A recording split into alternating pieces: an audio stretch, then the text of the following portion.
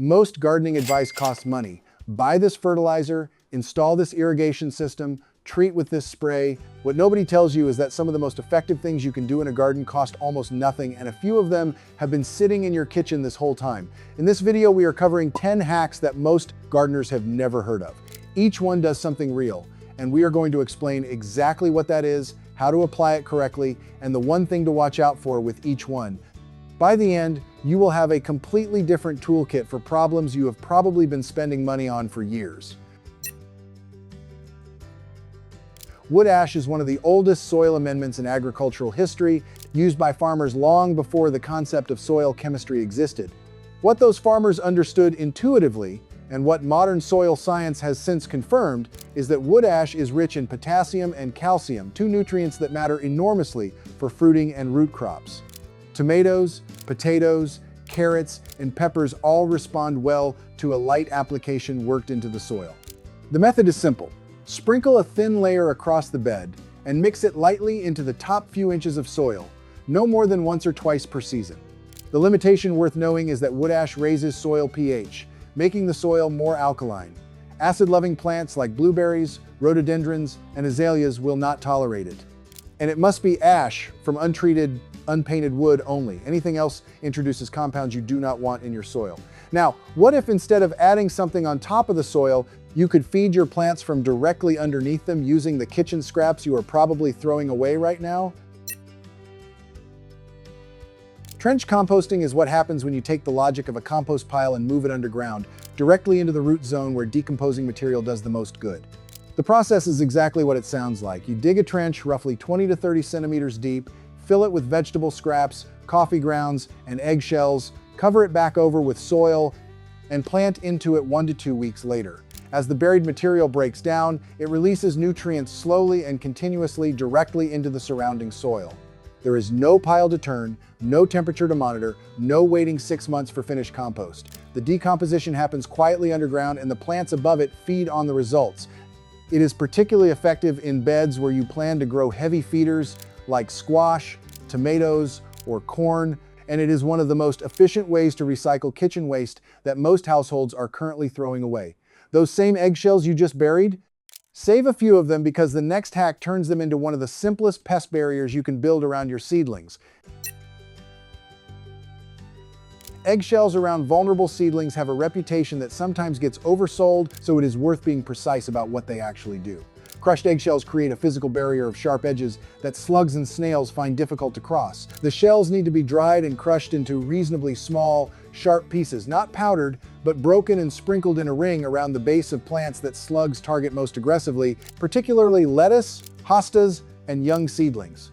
It is not an impenetrable defense, and after significant rain, the barrier becomes less effective and needs to be reapplied. Think of it as one layer of protection in a broader strategy rather than a complete solution, and it becomes a genuinely useful and completely free tool. But slugs are not the only thing that kills young seedlings. If you have ever started seeds indoors and watched them suddenly collapse and die overnight for no obvious reason, the next hack is the one you needed before that ever happened. Cinnamon as a seedling treatment is perhaps the most surprising hack on this list, and it is one that indoor seed starters in particular should know. The problem it addresses is damping off a fungal condition that causes young seedlings to collapse and die at soil level, often overnight, in the warm and moist conditions of an indoor seed tray.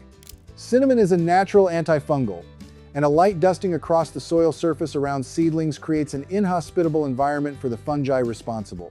The application needs to be genuinely light, a thin, visible dusting, not a heavy coating, and it works best as a preventive measure rather than a treatment for seedlings already showing symptoms. It will not save a seedling that has already been affected, but applied early, it meaningfully reduces the rate of loss during the most vulnerable stage of a plant's life.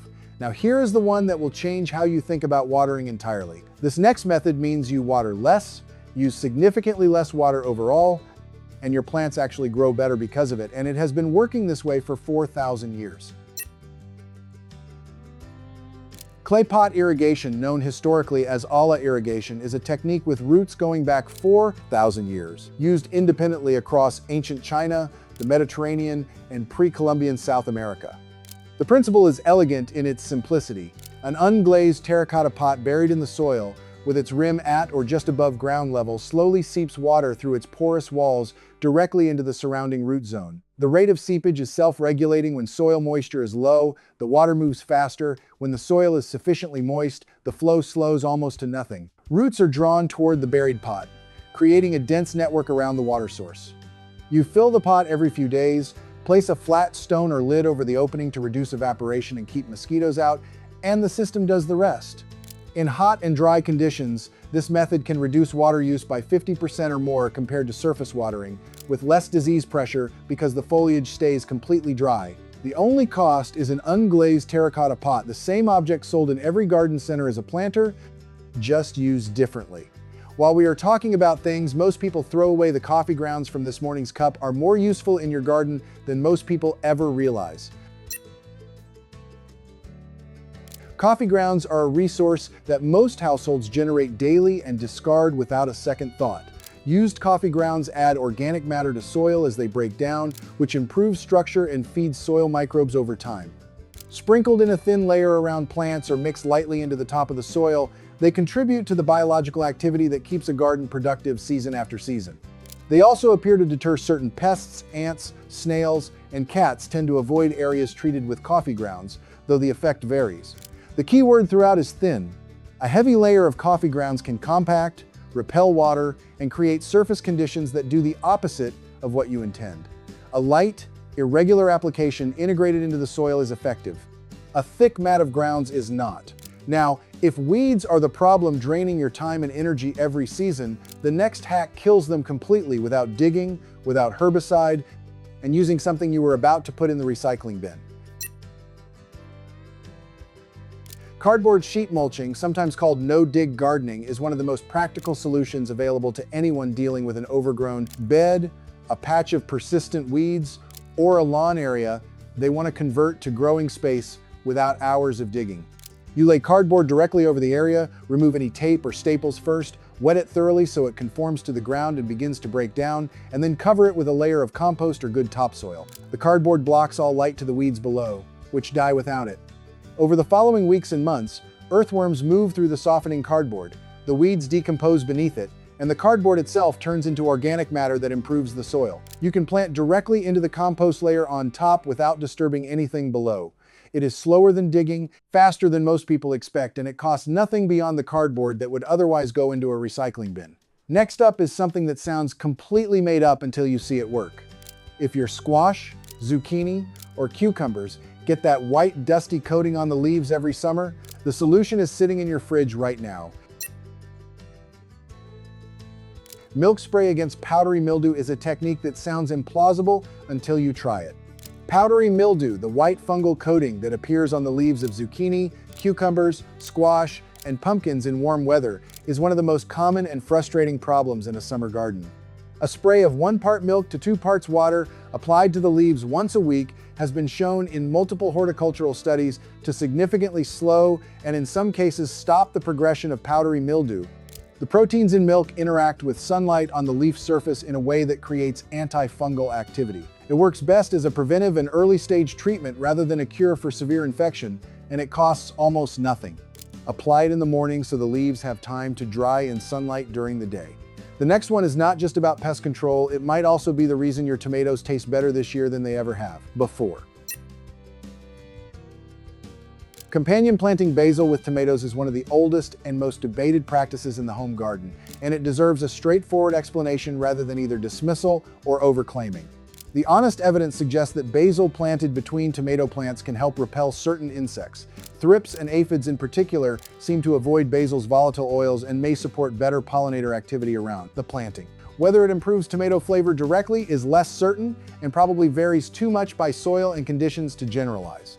What is not in doubt is that basil and tomatoes share similar growing requirements: warm soil, full sun, regular water, which makes them natural companions regardless of any pest-repelling benefit.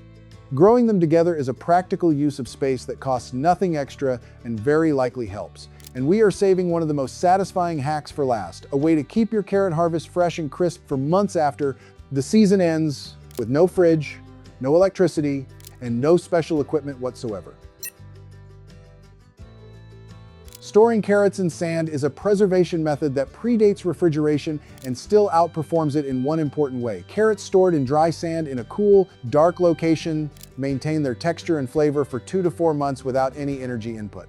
The method works by mimicking the stable, slightly humid conditions of soil that carrots naturally prefer. You pack the harvested carrots in layers within a box or container of dry sand, making sure the carrots do not touch each other to prevent any rot from spreading, and store the whole thing somewhere consistently cool, a basement, a garage in mild climates, a root cellar. Check occasionally and remove any that show signs of softening. For anyone who grows a significant carrot crop and wants to extend the harvest well beyond the growing season, this method is simple, free, and genuinely effective.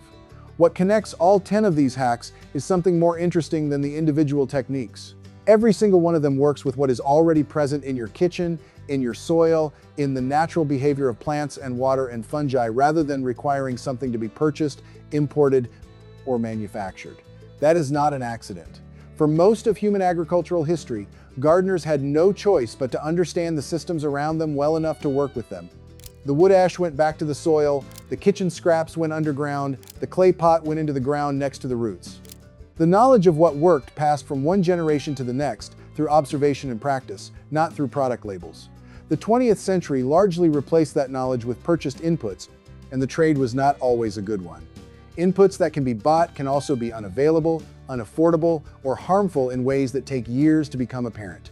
The techniques in this video are available to anyone, anywhere, at almost any income level.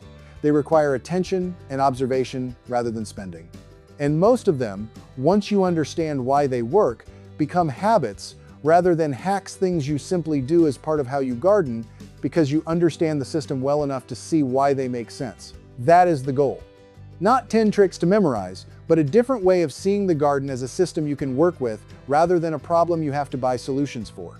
None of these 10 things require a trip to the garden center. They require paying attention to what you already have and understanding what your garden actually needs. Start with whichever one solves a problem you are dealing with right now. Try the eggshells around your lettuce. Bury those kitchen scraps instead of composting them the long way. Spray the zucchini with milk before the powdery mildew shows up. Each one you try teaches you something about how your garden works. And that knowledge compounds in the same way good soil does, quietly, gradually, and in a direction that only gets better over time. What is the one from this list you are trying first? Let us know in the comments. If this changed how you think about what is already in your kitchen and your garden, share it with someone still spending money on problems these hacks solve for free.